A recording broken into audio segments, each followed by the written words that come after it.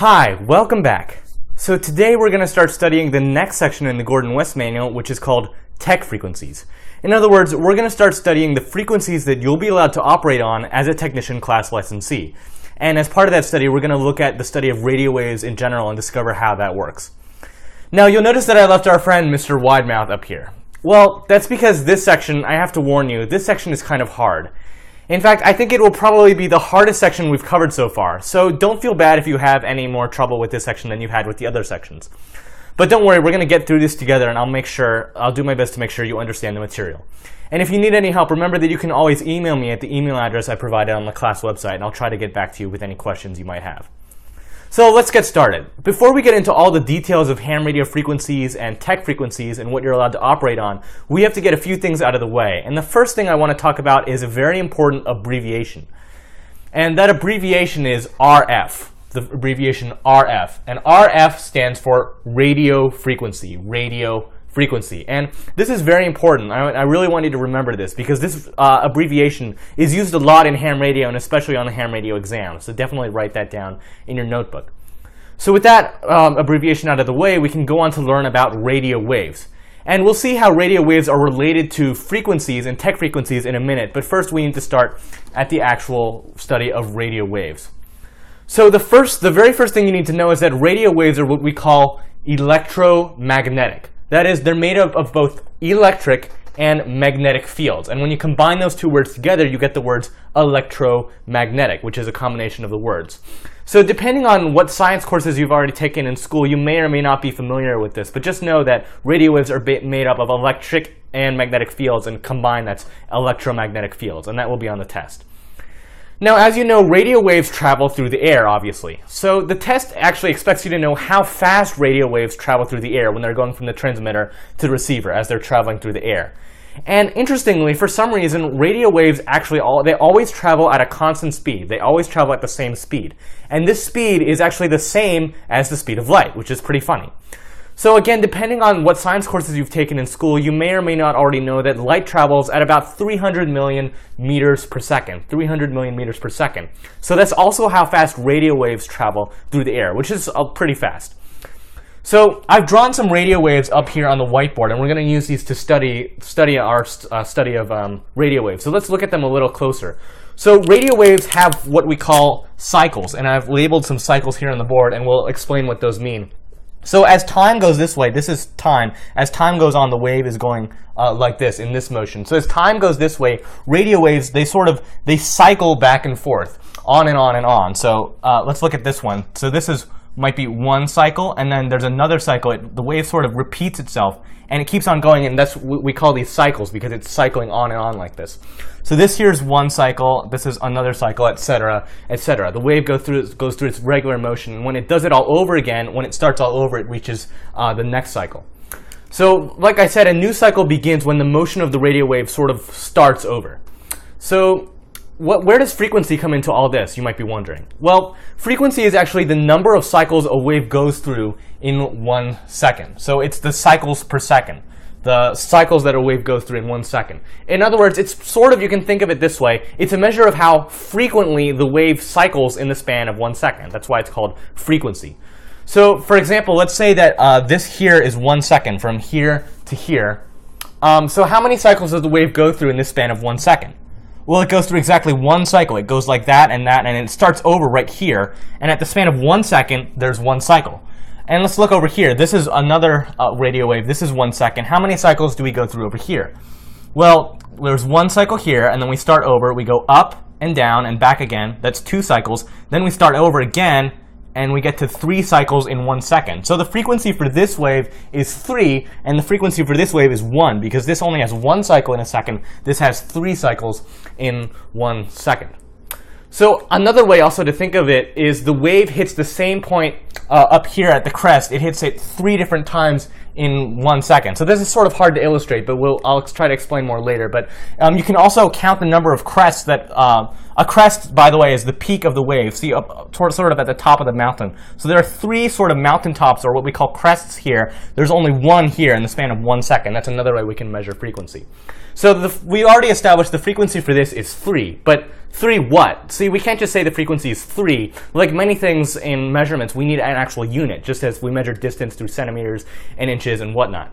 Well, the unit for frequency is called hertz. The unit is hertz, and that's spelled H-E-R-T-Z. It's hertz. So frequency is measured in hertz, and hertz is just a measure for how many times something happens in 1 second. And to remember that the unit for frequency is hertz, just remember that your brain hurts trying to keep track of all this information. Another way to think of frequency is that it's the rate that the wave sort of changes direction. And in fact, this is actually how the test makers define frequency. The rate that something changes direction is called frequency because it measures how frequently the wave changes direction. So if you look at these waves, they're constantly changing direction. They're going up, or they're underneath, and whatnot. So that's another way to look at frequency. So the rate that something changes, that's frequency. It's not speed or pulse rate. The rate that something changes is known on the test as frequency, and the test writers will expect you to know that. Now, it turns out that sometimes frequencies can get very large. So think in the thousands or even millions of hertz. Sometimes these radio signals, they're going through cycles so fast they go through millions of cycles in 1 second. So it's kind of cumbersome to say, though, that my frequency is 30,500,000 hertz. That's sort of, we need a better way to say that. So we've invented sort of abbreviations for hertz. So I'm going to explain this in terms of, think of sort of meters and centimeters. This is how we measure distances. So imagine if we only had centimeters, if we didn't have meters. So if we only had centimeters, it would be harder to express large measurements. So like, instead of saying 100 centimeters, what we do is we have the meter, and we can just say 1 meter, or 1 meter, 100 centimeters. They both mean the same thing. And similarly, instead of saying 1 million hertz, we can say 1 megahertz. It works the same way as meters and centimeters. So what is a megahertz? Well, that's over, I lost it. Oh yes, over here, I'm sorry. So a kilohertz is 1,000 hertz, and a megahertz is 1 million hertz. So say we have a frequency like 3.525 megahertz. Well, since 1 megahertz is 1 million hertz, then 3.525 megahertz is 3,525,000 hertz. And 300,525,000 hertz is also 3,525 kilohertz, because a kilohertz, 1 kilohertz is 1,000 hertz. And if you do the math this way, it works out. And by the way, you will have a calculator on the test to be able to make these measurements and convert hertz into kilohertz and kilohertz into megahertz and whatnot. So when you convert, let's think about again centimeters and meters and distances. So when you convert centimeters to meters, you move the decimal point 2 places to the right. Now, in a similar way, to convert megahertz into, say, kilohertz, you just have to move the decimal place 3 places to the right. So remember, a frequency expressed in kilohertz, a certain frequency, it will always be a bigger number in kilohertz than if it were expressed in megahertz. Just as a number measurement that's expressed in centimeters, that will always be bigger than the same measurement but expressed in meters. So, for example, if something's 1 meter wide, then it's 100 centimeters wide, that same measurement. But 100 is larger than 1.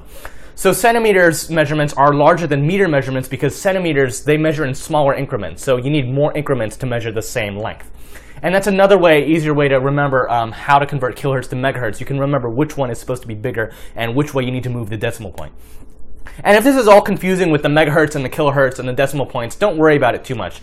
All you really need to remember for the test is that to convert kilohertz and to megahertz, you have to move the decimal place 3 places to the right. So I want you to also write that down in your notebook, because you are going to be asked to do that on the test. So now there's one more thing that you should know about waves. We've learned about frequency, but there's something that's a little similar, and it's called wavelength. So what exactly is wavelength? Well, wavelength, I wrote wavelength over here. Wavelength is simply the distance that a wave travels in the time of 1 cycle. So wavelength is the length of the wave over 1 cycle. So I drew wavelength on the board. This is the wavelength, because we see here, this is 1 cycle over here. And so the length of that 1 cycle, that's the wavelength. It's the length of the wave over that 1 cycle. Similarly, over here, you can measure wavelength, by the way, from any points on the cycle. You can measure it from here to here, or another way to do it is from the two mountaintops up here, the 2 crests. So the wavelength is just the length of the wave over 1 cycle. So wavelength can actually be used to calculate frequency. Believe it or not, they are related. Because if you think about it really hard, as the frequency gets bigger or bigger, as the frequency number gets larger, then that means more cycles in the radio wave have to occur in that 1 second.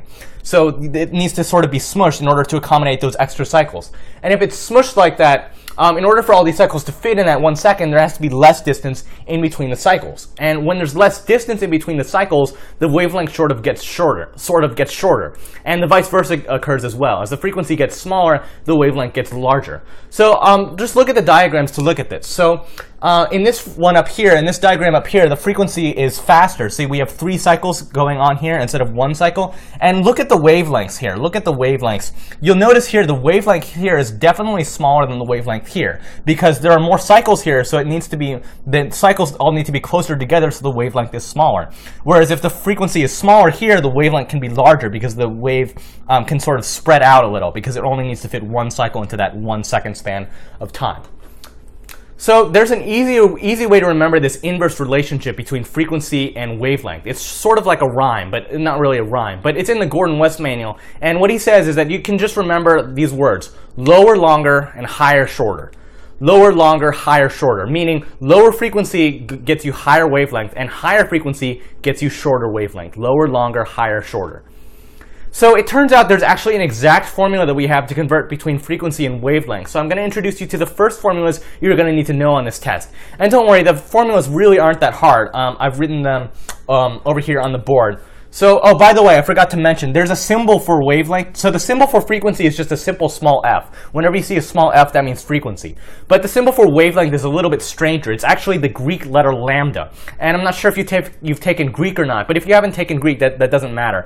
All you have to know is the symbol for wavelength is this weird-looking thing over here. It's almost like a backwards, upside-down y. It's called what we call a lambda. So it's this... yeah, like that. That's the symbol for wavelength. And there's an exact formula to convert between frequency and wavelength. So the frequency is approximately equal to 300 divided by the wavelength. And the wavelength, similarly, is equal to 300 divided by the frequency. So I want you to write these formulas down. They really aren't that hard to remember. So if you're given a frequency, all you have to do is divide 300 divided by the frequency, and you'll get the wavelength for that frequency. And similarly, if the test gives you the wavelength for a certain frequency, you can just divide 300 divided by that wavelength in order to get the frequency. And I won't go into why exactly these relationships are true. I won't try to prove that they are true. All you have to know is that they do work and you can use them for the test. So we're almost done with this very hard section. There's just one more thing you need to know. So ham radio frequencies are sort of categorized. So there's a lot of different frequencies that hams are allowed to use, and we sort of categorize them. So there are 3 categorizations especially you need to know. There are the high frequencies, the very high frequencies, and the ultra high frequencies. And these are categorized, we have them abbreviated as HF for high frequencies, VHF for very high frequencies, and UHF for ultra high frequencies. So HF is the high frequencies, and the high frequencies, they go from 3 to 30 megahertz, 3 to 30 megahertz. VHF goes from 30 to 300 megahertz. You'll notice these are all, they all start with the number 3. So VHF is 30 to 300.